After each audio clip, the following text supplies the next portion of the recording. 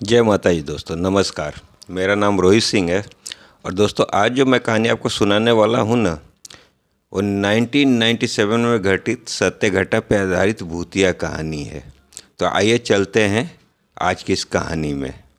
दोस्तों, मुंबई में 4 दोस्त रहते हैं। एक जो पप्पू रहते हैं वो कहीं और रहते हैं, स्लम एरिया में। और 3 दोस्त जो होते हैं वो साथ में एक ही रूम में रहते हैं, मुकेश, संतोष और राजू। और ये लोग कहीं ना कहीं जो कैटरिंग का काम होता है, शादी ब्याह में जाते हैं, वेटर वोटर का काम करते हैं, तो कैटरिंग का काम करते हैं। और इनमें एक बुरी आदत थी तीनों में कि वो रोज़ रात को इनको दारू चाहिए ही चाहिए। ये दारू पीते ही पीते थे। और जो ये पप्पू थे वो कभी कभार इनसे मिलते थे। और पप्पू जो थे वो शूटिंग लाइन में स्पोर्ट बॉय का काम करते थे। इस वजह से ये जो 3 दोस्त थे, मुकेश, संतोष और राजू, वो पप्पू से दोस्ती रखते थे और इनसे अपना अप्रोच लगा रहे थे कि हमारा भी कार्ड वोड बनवा दो ताकि हम भी शूटिंग में काम करें। और जैसे तुम अच्छा पैसा कमा रहे हो, हम भी अच्छा पैसा कमाना चाहते हैं। तो पप्पू उनको बोले होते हैं कि कुछ पैसे की ज़रूरत होगी, पैसा इकट्ठा करो और फिर मैं आप लोगों का कार्ड बनवा दूंगा। और वो लोग कमा करके पैसा इकट्ठा कर रहे होते हैं, लेकिन आप लोगों को तो मालूम ही है, शराब पीने वाले लोगों के पास पैसा टिकता नहीं है। और ऐसे ही दिन बीत रहा था। और एक दिन उनको पप्पू मिल जाते हैं, तीनों को रास्ते में, लगभग 4 बजे दिन में। फिर दोनों मिलते जुलते हैं, हाल चाल लेते हैं एक दूसरे का। और फिर पप्पू बोलते हैं कि और क्या हुआ भाई, बड़े दिनों बाद मिले, ना फ़ोन उन ना कुछ, किधर हो आजकल, मिलना जुलना हो नहीं रहा। तो बोले भाई, जो आपने बोला था, जो अमाउंट पैसा हम लोग तीनों इकट्ठा कर रहे हैं और कुछ दिन में हो जाएगा, फिर हम लोग आपसे मिलने वाले थे, सही आप मिल गए। तो पप्पू पूछते हैं कि क्या हुआ, पैसा इकट्ठा हो गया? तो बोलते हैं नहीं, पैसा इकट्ठा तो नहीं हुआ, लेकिन हम 2-3 महीने में कर लेंगे।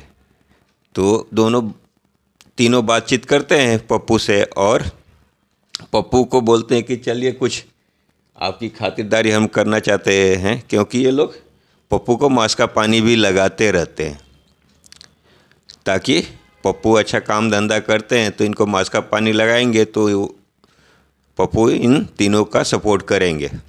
और होता यह है कि ये तीनों, संतोष, मुकेश और राजू, पप्पू को अपने साथ अपने घर पे लेकर के जाते हैं। और राजू को भेजते हैं कि जाओ तुम चिकन और दारू लेकर के आओ, आज पार्टी करेंगे। पप्पू भी फ्री होते हैं तो इन लोगों के साथ चले जाते हैं। पप्पू बोलते हैं अरे मुझसे पैसा ले लो।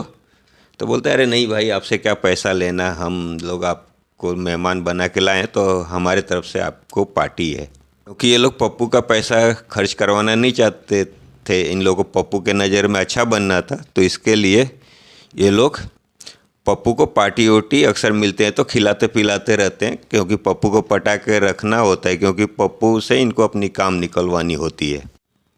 तो होता यह है कि ये लोग लाते हैं, चिकन वकन बनाते हैं और दारू वारू की तैयारी करते हैं। और लगभग 6-6:30 बजे से ये लोग पीने बैठ जाते हैं।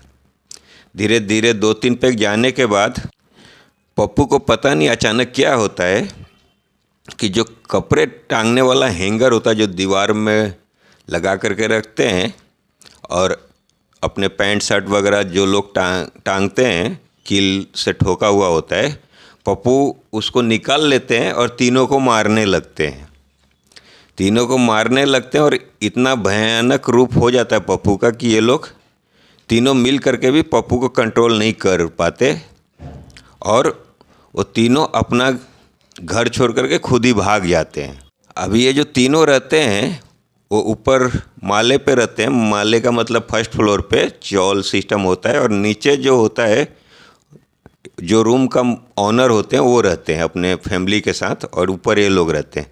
जब रूम के ऑनर को पता चलता है कि कुछ लड़ाई झगड़ा बवाल हो गया, तो ये पूछते हैं इन तीनों से, तो बोलते हैं एक दोस्त मेरा आया था, पता नहीं इसको क्या हो गया और अचानक वो सबको मारने लगा। और जो पप्पू होते हैं गिलास उलास दारू का बोतल तो सब तोड़ देते हैं, और जो चिकन उकन का टोप पतीला होता है उसको सबको फेंक फाँक देते हैं और तीनों को भयंकर मारते हैं और ये तीनों अपना ही घर छोड़ करके भाग जाते हैं।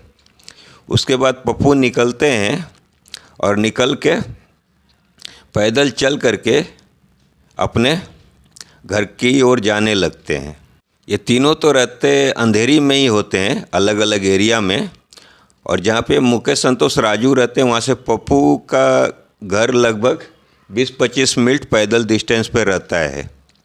और पप्पू अपने घर की ओर जाते हैं और पप्पू सीधा जा करके जो समुंदर होता है, जूहू में समुंदर में जा करके पानी में लेट जाते हैं। और लेट जाते हैं लगभग 9, साढ़े 9 बजे एक अंकुश नाम का लड़का वहाँ से गुजर रहा होता है और अंकुश पप्पू को पहचानता है। अंकुश देखता है पप्पू को कि ये पानी में लेटे हुए हैं और अंकुश आता है और अंकुश को पप्पू का एक दोस्त विजय पाटिल मिलते हैं।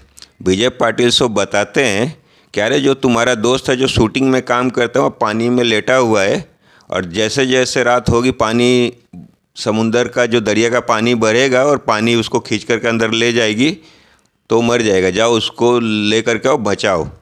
अभी जो पाटिल होते हैं वो बहुत अच्छे दोस्त होते हैं पप्पू के, वो 2-3 आदमी को ले करके आते हैं और इनको उठा करके और हॉस्पिटल में ले करके जाते हैं। हॉस्पिटल में ले करके जाते हैं, डॉक्टर इनको कुछ दवाई वगैरह देते हैं और पप्पू होश में आते हैं।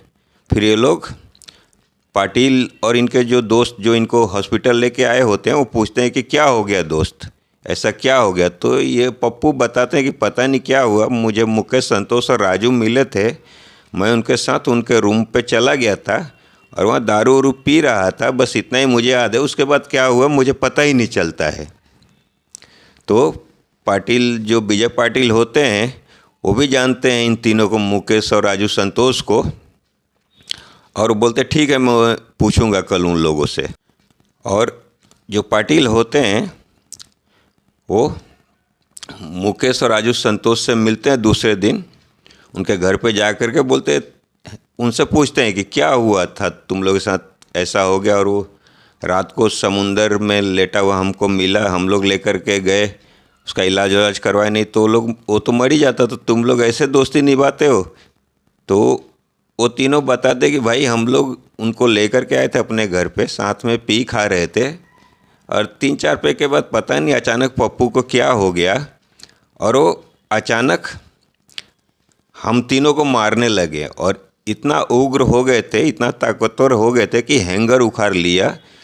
जो हैंगर को उखाड़ना नामुमकिन है, ताकतवर से ताकतवर आदमी 6-7 इंच का बड़े कील से जो हैंगर हम लोगों ने ठोका होता है, बड़ा हैंगर होता है लोहे का, वो नहीं उखाड़ सकता, लेकिन वो हैंगर को उखाड़ लेता और हमको मारने लगते। देखो संतोष का सर भी फोड़ दिया, मुकेश को भी चोट लगी है, राजू बोलता है मुझे भी चोट लगी है, और लेकिन वो तीनों सही तरह एक्सप्लेन नहीं कर पाते कि पता नहीं क्या हुआ था, कैसे ये सब हो गया।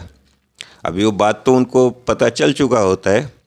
अभी वो पप्पू के पास आते हैं, पप्पू को एक दिन के लिए एडमिट किया होता है हॉस्पिटल में, दूसरे दिन पप्पू को डिस्चार्ज मिल जाती है और पप्पू घर पे आते हैं और ये पाटिल और पप्पू साथ में एक ही रूम में रहते हैं।